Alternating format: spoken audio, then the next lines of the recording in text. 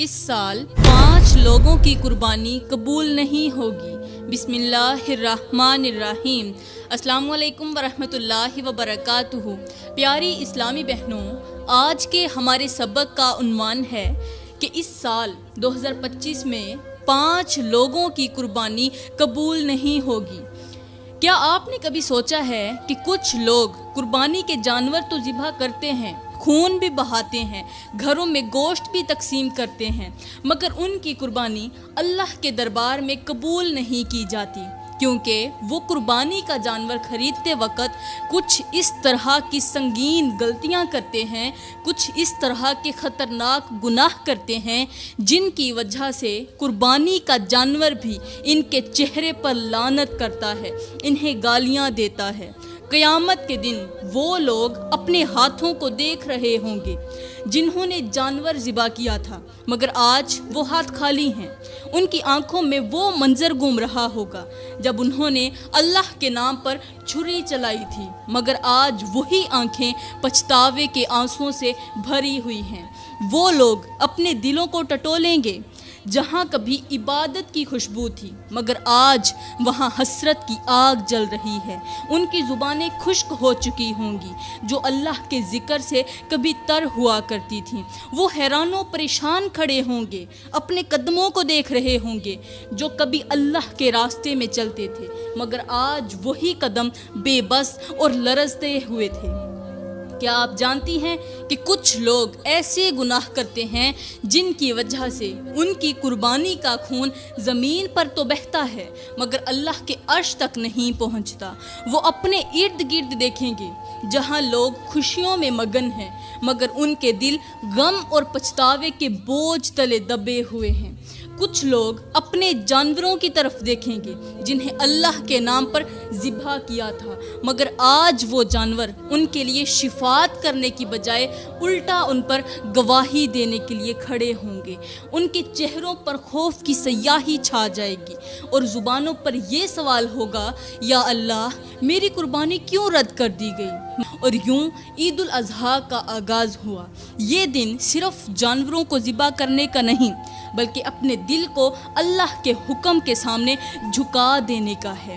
یہ دن اس بات کی یاد دہانی ہے کہ اللہ کی رضا کے آگے اپنی خواہشات کو قربان کر دینا ہی اصل کامیابی ہے۔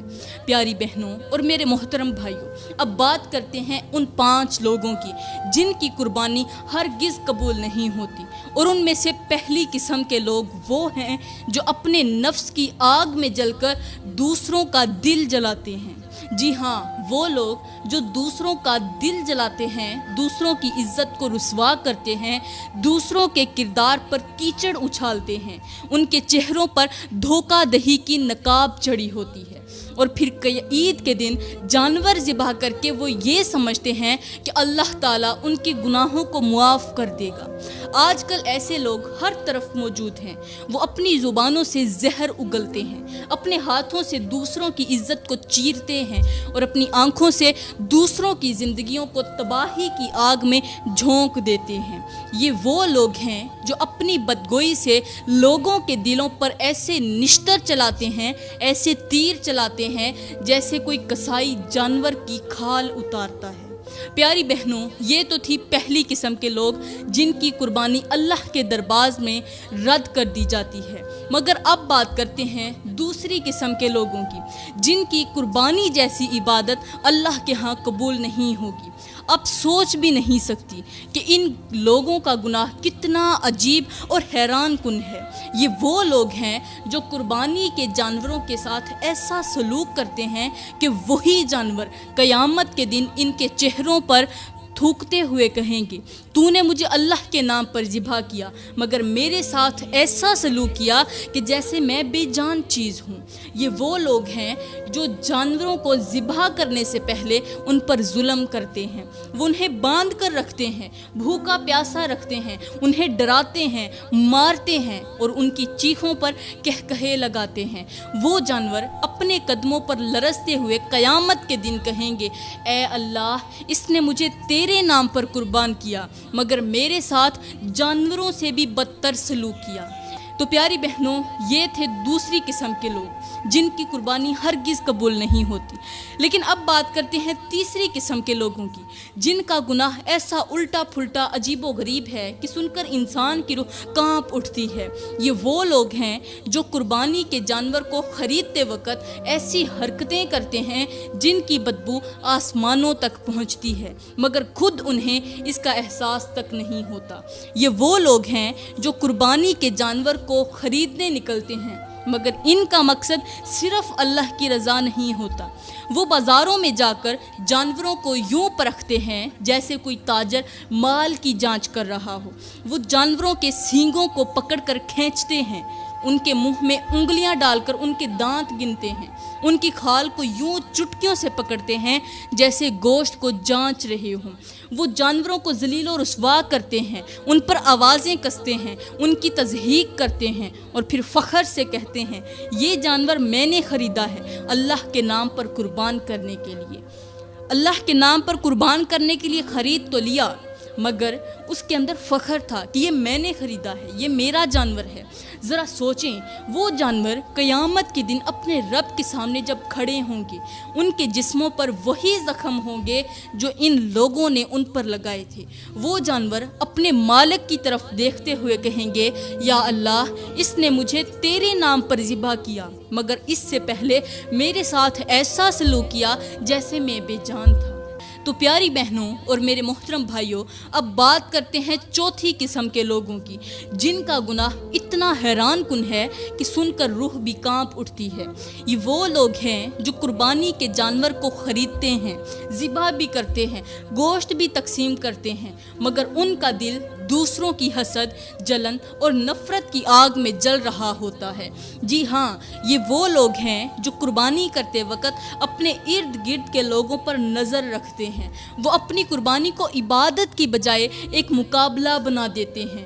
ان کے دل میں اللہ کی رضا نہیں، بلکہ اپنے رشتہ داروں، ہمسایوں اور دوستوں پر سبقت لے جانے کا جذبہ ہوتا ہے۔ وہ جانور خریدتے وقت اپنے دل میں یہ سوچتے ہیں کہ فلاں کے جانور سے میرا جانور بڑا ہونا چاہیے، فلاں کے جانور سے میرا جانور قیمتی ہونا چاہیے۔ وہ بازار میں جاتے ہیں اور جانوروں کو یوں دیکھتے ہیں جیسے کوئی تجارتی مال ہو۔ وہ جانور کی قیمت کو اس کی عبادت سے نہیں بلکہ اس کے سائز اور وزن سے ماپتے ہیں۔ وہ اسے خریدتے وقت اپنے دل میں کہتے ہیں یہ جانور سب سے بڑا ہے، اس کی گردن سب سے موٹی ہے، اس کے سینگ سب سے خوبصورت ہیں، مگر قیامت کے دن وہی جانور ان کے سامنے کھڑے ہو کر چیخ چیخ کر گواہی دیں گے، اے اللہ، اس نے مجھے تیرے نام پر ذبح کیا، مگر اس کا دل حسد، نفرت اور مقابلے کی آگ میں جل رہا تھا۔ تو پیاری بہنوں، اب بات کرتے ہیں پانچویں اور آخری قسم کے لوگوں کی۔ پیاری بہنوں، یہ وہ لوگ ہیں جن کی قربانی کے جانور ان کے خلاف قیامت کے دن ایسی گواہی دیں گے کہ فرشتے بھی لرز اٹھیں گے۔ یہ وہ لوگ ہیں جو اپنی قربانی کے جانوروں کو اللہ کے نام پر خریدتے ہیں، مگر ان کا مقصد قربانی نہیں بلکہ اپنے گناہوں پر پردہ ڈالنا ہوتا ہے۔ وہ جانور کو یوں دیکھتے ہیں جیسے وہ ان کے گناہوں کو دھو دے گا، ان کی بدعمالیوں کو چھپا دے گا، ان کی بدنیتی کو صاف کر دے گا۔ وہ جانور کے گلے پر چھری چلاتے ہیں، مگر ان کے دل گناہوں کے خون میں لت پت ہوتے ہیں۔ قیامت کے دن وہی جانور اپنے مالک کی طرف دیکھ کر کہے گا، چیخ چیخ کر کہے گا، اے اللہ، اس نے میرے گلے پر چھری چلائی مگر اپنے دل کی پلیدی کو پاک نہ کیا، اس نے میرے خون کو تیرے نام پر بہایا مگر اپنے گناہوں کے داغ کو دھونے کی کوشش نہ کی۔ ہم قربانی کے جانور کو صاف پانی پلاتے ہیں مگر اپنے نفس کو گناہوں کے کیچڑ سے آلودہ کر دیتے ہیں۔ کیا ہم نے کبھی سوچا ہے کہ قیامت کے دن ہمارے یہ جانور اللہ کے سامنے ہمارے خلاف گواہی دیں گے؟ وہ کہیں گے، اے اللہ، اس نے میرے گلے پر چھری چلائی مگر اپنے دل کو ظلم سے پاک نہ کیا۔